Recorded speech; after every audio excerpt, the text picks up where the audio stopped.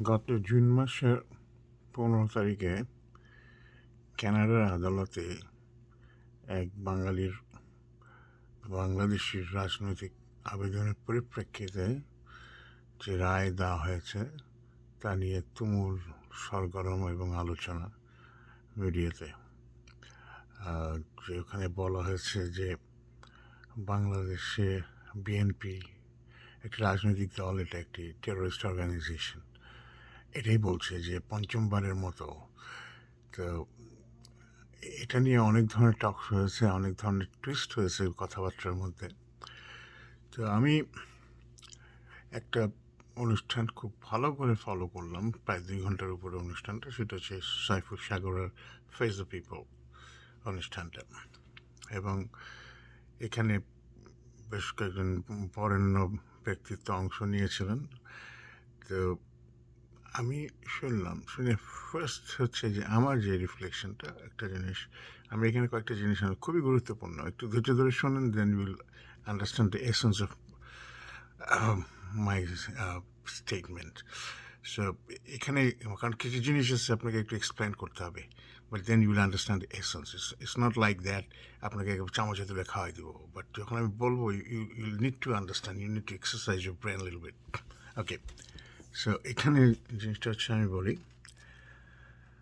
আমার প্রথম অবজারভেশন হচ্ছে যে কানাডিয়ান গভর্নমেন্ট বা কানাডিয়ান গভর্নমেন্টের ইমিগ্রেশন ডিপার্টমেন্টের যে রায়, একজন জাজের রায়, সে বিএনপিকে টেররিস্ট অর্গানাইজেশন বলেছে কি বলে নাই, এখানে দুটো সেন্টেন্স নিয়ে অনেক র্যাঙ্গলিং হয়েছে। ফর এক্সাম্পল, যে আমি বলি, আমি এখানে বলছে দ্য আইডি, মানে the immigration department did not find reasonable grounds to believe that BNP was an organisation that had engaged in terrorism. Okay, এখন আসি মেইন কথাটায়। বলছে যে IRP paragraph 34 subsection F section 1, এ হলো লটা। এই সেকশন 1-এর 34 প্যারাগ্রাফে, এখানে সেকশন 1-এর অনেকগুলি সাবসেকশন আছে, এ থ্রু এফ। তারা বলছে যে আইআরপিএ প্যারাগ্রাফ 34(1)(f) সাবসেকশন একটা সেকশন অনুযায়ী, ওটার উপর ভিত্তি করেই এরা ডিসিশনটা দিয়েছে সেই জাজ। আচ্ছা, এখন সেকশন এফটা কী হচ্ছে, এটা বুঝতে গেলে আবার আপনার মধ্যে লেজ আছে, আপনার এ থেকে বুঝতে হবে। তো এতে বলছে engaging in an act of espionage that is against Canada or that is contrary to Canada's interest.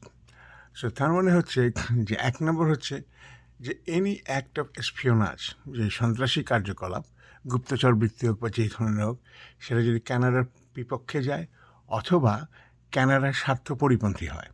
আচ্ছা, তারপর বিতে বলছে engaging in or instigating the subversion by force of any government.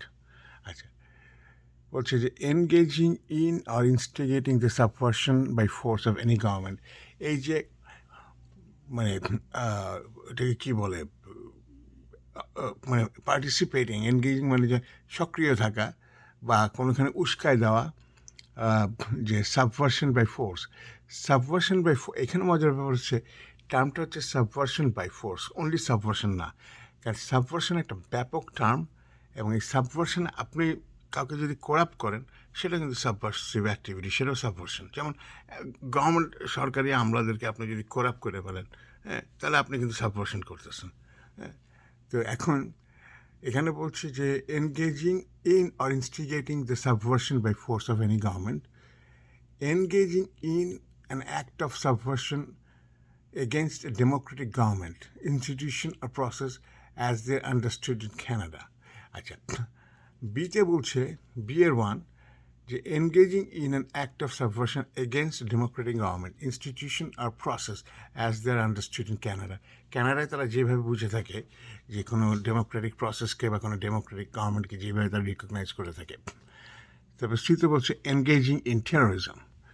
আচ্ছা, being a danger to the security of Canada, অর্থাৎ কানাডার নিরাপত্তার জন্য হুমকি স্বরূপ, বিপজ্জনক। ইতে বলছে engaging in acts of violence that would or might endanger the lives or safety of persons in Canada. তো কোনো ভায়োলেন্সের মধ্যে সক্রিয় থাকা বা অংশগ্রহণ করা আর মাইট এন্ডেঞ্জার দ্যাট উড যেটা করবে অথবা করতে পারে endanger the lives of safety of persons in কানাডার পার্সনসের জন্য ওকে অ্যান্ড দেন এই এফটার উপরেই তারা বলছে রাইট হাউস কিন্তু একটা ক্লজের উপর বলছে যে being a member of an organisation that there are reasonable grounds to believe has engaged or will engage in acts referred in paragraph A, B, B1 or C. আচ্ছা এখন বলছে যে being a member of an organization that there are reasonable grounds to believe engages. এখন এখানে কিন্তু implicate করতেছে একটা অর্গানাইজেশনকে যে কোনো একটা অর্গানাইজেশনের সংগঠনের সদস্য যেখানে রিজনেবল গ্রাউন্ড আছে টু বিলিভ করা যে এরা এনগেজ করছে কিসে as refer in paragraph A এতে বলছে engaging in the act of espionage that is against Canada আর that is contrary to Canada's interest okay আবার বিতে বলতেছে engaging in or instigating the subversion by force of any government আচ্ছা এটা 2 আচ্ছা B1 বলছে engaging in an act of subversion against a democratic government, institution or process as they're understood in Canada, or C, engaging in terrorism. Okay. তো এটার উপর base করে তারা ডিসিশনটা দিছে জাজ এই ডিসিশনটা দিছে ইন্টারেস্টিংলি এখানে দেখেন দিয়ে বলতেছে the ID did not find reasonable grounds to believe that the BNP was an organization that had engaged in terrorism. তো কী বুঝলেন সে একটা পুরো খিচুড়ি পাকাইছে তার যেটার উপরে বেস করে যেটা সে করছে এটা একটা খিচুড়ি ছাড়া আর কিছু না যেটার উপর দিয়ে দিচ্ছে ওকে কারণ প্রথম কথা হচ্ছে তার রায়টা হচ্ছে কি যে the applicant was A member of Bangladesh nationalist party BNP. The ID found, the Immigration Department found reasonable grounds to believe that BNP was an organization that had engaged in or instigated the subversion by force. আচ্ছা তো যদি engaged হয় আর instigated the subversion by force তাইলে আবার সে আবার ID did not find reasonable grounds to believe that the BNP was an organisation that had engage in terrorism এটা পুরো কন্ট্রাডিক্টরি এটার উপর বেস করে আপিল করা যায় যে এটা কী রায় হয়েছে এটা কোনো জগা খিচুড়ি আচ্ছা সেকেন্ডলি যেটা হচ্ছে যে মানে এখানে এই জিনিসটা এখানে বুঝতে হবে টেকনিক্যালি যে ক্লসটার উপরে করছে সে 34(1) এই 34(1) মধ্যে যে এফটাকে করছে কি ইনক্লুসিভ করছে A, B, B1 and C হ্যাঁ ডি আর ইটা রাখে নাই তার মানে একটা দুইটা 34(1) সেকশন মানে F under subsection section 1 subsection F এই এফটাকে করছে কি আবার is a combination of subsection A, subsection B, subsection B1 and C. Interesting হচ্ছে এনগেজিং ইন টেরোরিজম পরের লাইনে বলতেছে the ID did not find reasonable grounds to believe that BNP was an organisation that had engage in terrorism if you don't have reasonable believe or proof right, reasonable grounds to believe that BNP was involved in terrorism, then why would you bring this an issue in or a factor in shaping your judgment, all right? And then secondly, D because being a danger to the security of Canada, okay, UNI, okay. So এই যে খিচুড়ি এখন আমরা আসি যে এখানে সাবভার্সনটা কি এখানে হচ্ছে আমরা বলি জাস্ট একটা সেকেন্ড সাবভার্সন হচ্ছে যে is the attempt to weaken or destroy a political system or a government হ্যাঁ যে একটা অ্যাটেম্প আচ্ছা মজার ব্যাপার হলো যে কিছু কিছু অ্যাক্ট আছে that could be subversive could be legal you know যেমন এখানে যেমন বলছে আপনি খেলাধুলার মধ্যে আপনি যদি একটা ম্যাচকে এফেক্ট করতে চান তলে তলে আপনি মনে করলেন যে গেমটা নষ্ট করবো হ্যাঁ So if you do that, that's an act of subversion. But cannot be, but for that you may not be criminally prosecuted. Okay. আবার যেই দেশের যেই নিয়ম, চায়নায় কিছু কিছু জায়গায় আছে যে সাবভার্সন, হ্যাঁ, ওদের ডেফিনেশন অনুযায়ী সাবভার্সন হচ্ছে ক্রাইম, হ্যাঁ, প্রসিকিউটেবল এবং পানিশেবল ক্রাইম। বাংলাদেশেও কিন্তু কিছু কিছু অ্যাক্টকে এখন সাবভার্সন করে ফেলে। ফর এক্সাম্পল আগে যেমন বিভিন্ন ইসলামিক কান্ট্রিতে ব্লাসফেমি কিন্তু সাবভার্সন এবং it's a crime, serious crime. বাংলাদেশে এখন কিছু কিছু ক্ষেত্রে কিছু কিছু বরেণ্য ব্যক্তিদের নিয়ে কিছু কথা বললে, স্পেশালি বঙ্গবন্ধুকে নিয়ে কোনো কটূক্তি করলে কিন্তু সিরিয়াস পানিশমেন্ট হয়ে যায়। ওকে, আমেরিকাতে you can say whatever you want, nobody is going to touch you, nobody is going to say anything against you, why you said that, it's your right. এবং ডেমোক্রেসির একটা concept হচ্ছে I may not approve, okay, what you say, but I'll defend to death your right to saying it. Okay, so জিনিসটা হচ্ছে এখানেই এক এক দেশের কনসেপ্ট আছে। বাংলাদেশে এখন যে একটা আইন হয়ে গেছে যে এটার কী বলে ডিজিটাল একটা আইন এখন আপনি কিছু আপনি সাবভার্সিভ হবে। আবার একটা কথা, আমেরিকাতে আপনি যদি হরতাল করেন, আন্দোলন করেন, হ্যাঁ, সেটা কিন্তু সাবভার্সন হবে না। এটা your right, you can demonstrate. Okay, you may not be entitled to certain civil benefits. The government may decide not to give you.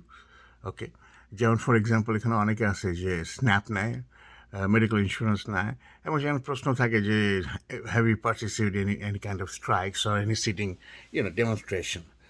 You can say yes I did. তখন তারা হয়তো আপনাকে বলবে, okay, you don't qualify for it according to our guide or plan. Okay, so sorry.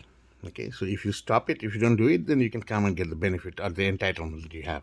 But for now, you're not entitled to get it. Similarly, Canada যায়, সেই ক্যানাডার আইনে তারা subversion by force, আবার এটাকে করতে যায় তারা এটার মধ্যে খিচুড়ি পাকাইছে। এই 7টার মধ্যে সাবক্লজের মধ্যে 2টা বাদ দিয়ে বাকি 5টা ঢুকাই দিচ্ছে। বাকি 5টা ঢুকাই দিতে গেলেও যে ওখানে যে একটা টেরোরিজম আছে, সেই টেরোরিজম ইমপ্লিকেট করতেছে বিএনপিকে। বাট বিএনপিকে আবার সে বলতেছে যে কোনো এভিডেন্স পায় নাই যে BNP was engage in terrorism. তো এখন তাহলে সাবভার্সনটা কী দাঁড়ালো? সাবভার্সন হচ্ছে যে সে যদি বলে, ওকে, when I was in Bangladesh, I was acting or protesting to overthrow the government, but not by violence mean, but according to the democratic right exercised in Bangladesh. For example, I can protest, I can shout, I can call for strikes. That may not be permissible in Canada, and that may be regarded as subverting activities, but that was not. So in fact, in that case, I didn't commit any kind of subversion in Canada. According to Canada's standard, I committed subversion in Bangladesh, which is my legal right, I say. Or আরেকটা জিনিস হচ্ছে যে when you concert মানে হচ্ছে গোপনে গোপনে চুক্তি করা। সে এখন even if you concert, you are not কী বলে ওটাকে guilty of subversion. Subversion is only when you execute, I mean যখন এটা মানে অ্যাপ্লাই হবে দ্য মিনিং, বিকজ তার মানে আপনি যদি কাউকে করাপ্ট করেন, ইউ আর সাবভার্টিং। ফর এক্সাম্পল, আমি যদি দেশের একটা শিক্ষা ব্যবস্থা করাপ্ট করে ফেলি, তাহলে আই এম সাপোর্টিং, দেশের ক্ষতি হচ্ছে। আমি যদি সমস্ত আমলাতন্ত্রকে দূষিত করে ফেলি, আমি পুরো দেশটাকে ধ্বংস করে ফেলতেছি। That is also subversion. But that standard in আসামে যাকে বলছে defendant could have said that doesn't apply to me. I didn't do anything in the Canadian government. What is the mainstays of your decision based on whether to grant me political asylum or not? Okay, so এই জিনিসগুলি দিয়ে বলতে পারতো। তার একটা strong case ছিল, এটা নষ্ট হয়ে গেছে জানি না।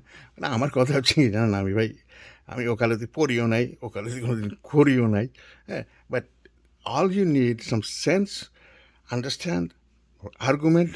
You have to be argumentative. You have to understand the reason and what someone is telling you and what is your point. এই জিনিসগুলি দিলে অনেক কেন। এখন আসি এই সাইফুর রহমানের এটা যে why I am giving this take. আমি 2 ঘন্টার উপর আমি অনুষ্ঠানটা শুনছি। ফার্স্ট হচ্ছে সাইফুর সাগর সবচেয়ে ভালো বলছে, প্রথমত রিজনেবল কথা বলছে, এই জন্য তাকে ধন্যবাদ। আর তারপরে যেখানে ছিল বাংলাদেশের সহকারী অ্যাটর্নি জেনারেল, উনি barrister, I'm really very upset with his performance কারণ উনি এক জায়গায় বলছে উনি এটা বুঝতেছে না হ্যাঁ এটা আচ্ছা তার মানে উনি and he is not highly educated I would say মানে একটা জিনিস নিয়ে আর্গুই করার ব্যাপারে ইয়ে না উনি হয়তো কিছু দস্তাবেজ দেখাচ্ছে বাট এটা সেটা বলছে কিন্তু when you see it I mean is nothing to be impressed okay তারপরে আসেন আমরা ডক্টর কি জানি আইআরের যে টিচার প্রফেসর নাজমুল হাসান কলিমুল্লাহ আচ্ছা তার কিন্তু একটা পোর্টফোলিও আছে পোর্টফোলিও হচ্ছে উনি ঢাকা ইউনিভার্সিটি ইন্টারন্যাশনাল রিলেশনস যে প্রফেসর ছিলেন ইউনিভার্সিটির ভাইস চ্যান্সেলর একটা জানি পাব organization is the main and is a very knowledgeable international relations বাইরে পড়াশোনা সব কিছু অ্যান্ড উনি অলসো ক্যাডেট কলেজে পড়াশোনা করছেন so there is very reasonable ground to believe that he understands what was in there. All right. What was in there, উনি বুঝাও হয়তো এখানে ডিপ্লোম্যাটিক্যালি উনি পাশ কাটাই গেছেন কিন্তু দ্যাট ইজ নট অ্যাকসেপ্টেবল কেন আমি বলি উনি যদি এটা আমার ধারণা উনি এটা বুঝেন নাই হ্যাঁ মানে সরি উনি এটা বোঝেন নাই কারণ উনি যে কথাগুলি বলছে উনি সেটা দেখে উনি দেখেন একটা ডাবল স্ট্যান্ডার্ড মানে অনেকটা ডিপ্লোম্যাটিক আনসার হয়ে গেছে যে এটা বাংলাদেশের ক্ষেত্রে না কানাডার ক্ষেত্রে এগুলি বলে একটা আনসারটা আচ্ছা তারপরে হচ্ছে যে আরেকজন ভদ্রলোক উনি বিএনপি উনি উকিল ওনার উত্তরটা আমার কাছে খুব ক্লাসিক লাগছে উনি যে এখানে বলছে যে জনগণ আইয়ুব খানকে জুতা দেখানোর জন্য দাঁড়ায় আছে তখন সেখানে যে আইয়ুব খান যখন যে কে হো রা হ্যাঁ তো তখন আইয়ুব খানকে বোঝানো হয়েছে যে তোমার এগেন্সে যারা কথা বলে তাদের জুতা মারার জন্য হ্যাঁ আর ওদিক দিয়ে বাংলাদেশের মানুষকে বোঝানো হচ্ছে যেটা আইয়ুব খানের জন্য হ্যাঁ তো এইখানে জিনিসটা হচ্ছে কিন্তু উনিও এটা ইয়ে করতে পারেননি আচ্ছা তারপরে আরেকজন হচ্ছেন doctor Sinha M A Saeed আরেকজন কে জানি ছিল আমি ঠিক মনে করতে পারতেছি না এনিওয়ে তো doctor Sinha M A Saeed উনি যেটা বললেন উনি লিগ্যাল টার্মে চলে গেলেন লিগ্যাল টার্মে চলে যে উনি বললেন এটা এই বিভিন্ন তত্ত্ব এগুলি দিয়ে লাস্টে বললো এটা এরকম কিছু না এটা এইভাবে বলা যাবে না এটা বাট মোদ্দা কথা হচ্ছে nobody could say it for certain whether Bangladesh Nationalist Party was branded as a terrorist organization or not. So if you had the argument, you would have been able to prove without reason and convincingly you would have been able to prove that okay, BNP was not a terrorist organization. Or if you had belief and arguments to make someone convince that BNP indeed was a terrorist organization. Nothing had happened in 2 hours. But at least আমি সাইফুল সাগরকে ধন্যবাদ দেব উনি খুব ভালো কথা বলছে যে the effect of this kind of branding বাংলাদেশকে বা বাংলাদেশকে নিয়ে বলা the effect that would have on the population or the people of Bangladesh so I thank you very much for them and I thank you for your time আপনারা আমার কথাটা যদি শুনে বুঝেন আপনারা বোঝার চেষ্টা করবেন আমি কী বলতে চাইছি so that's it thank you very much by